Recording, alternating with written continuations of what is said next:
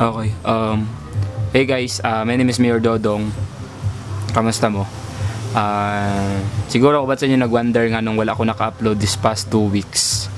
And medyo ano lang ta guys, medyo na lang tayo pagdaanan karong panahon na.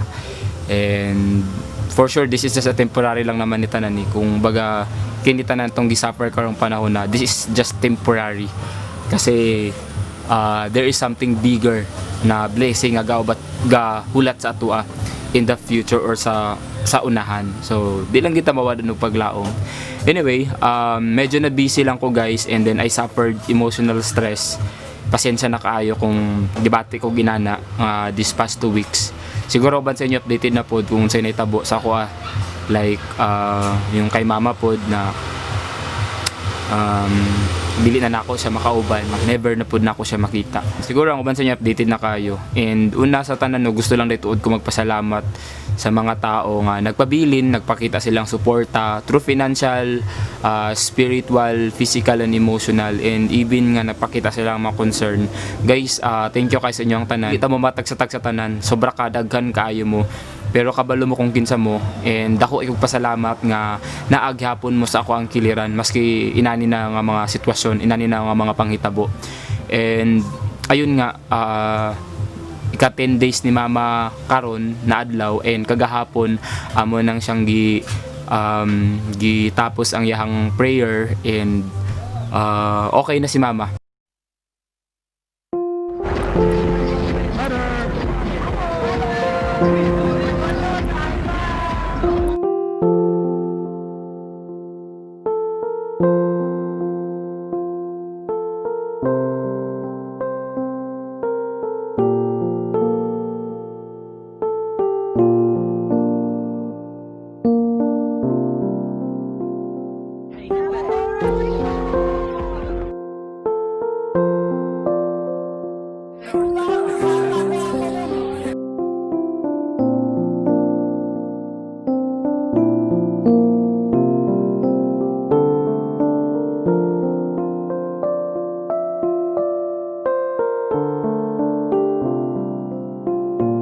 Dili ko 100% sure na happy si mama even sa last day niya nga gaagaw buhay pa siya.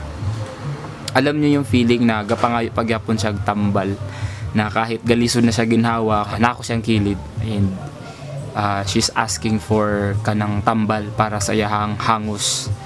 And ayun yung pinakamasakit na part in that moment na ako sa iyahang kilid na nawala siya.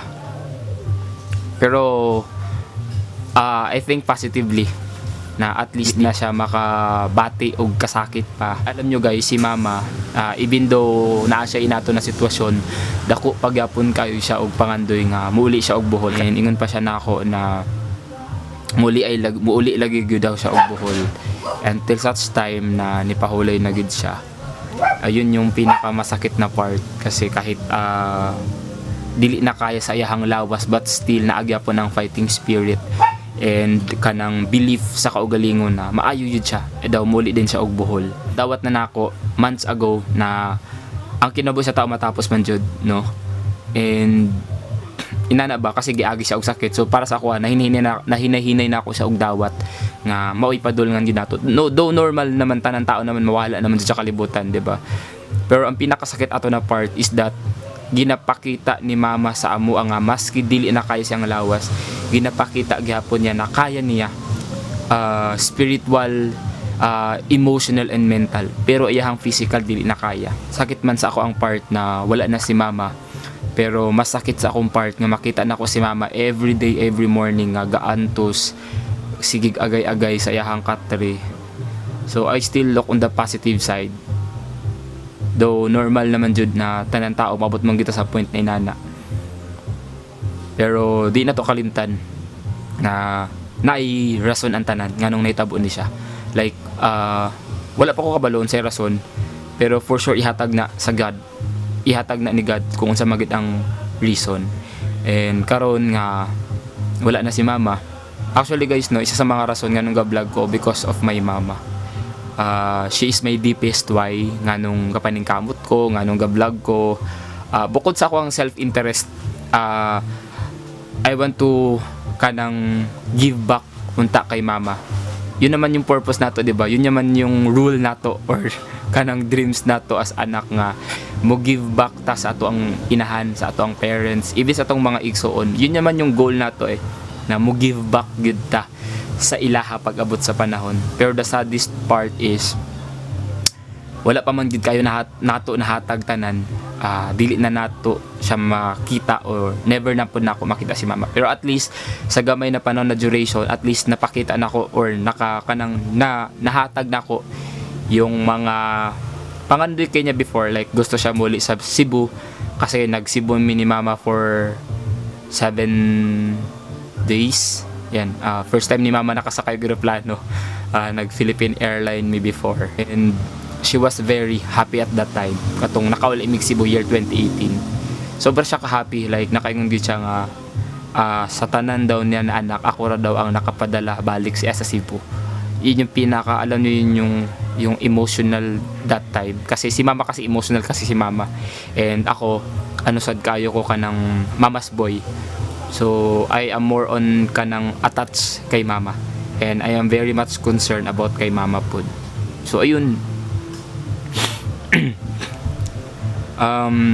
Karon nga wala na si mama, even though siya akong pinaka deepest why, padayon gyapon ta sa life kasi normal man na.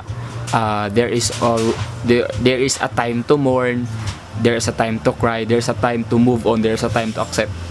So makabangon na ta, and sa pagkakaroon rest sa nato atong mind para at least by the time nga ready na ta uli mag-vlog, and padayon nang gyapon ta sa life. And ayun, sobra ka thankful kayo ko nga naamo sa ako ang kilid during this time, kasi kamo ang naghatag sa ako og kalig-on karong panahon na. Kumbaga utang kabutan ako ni tanan sa inyo ha guys.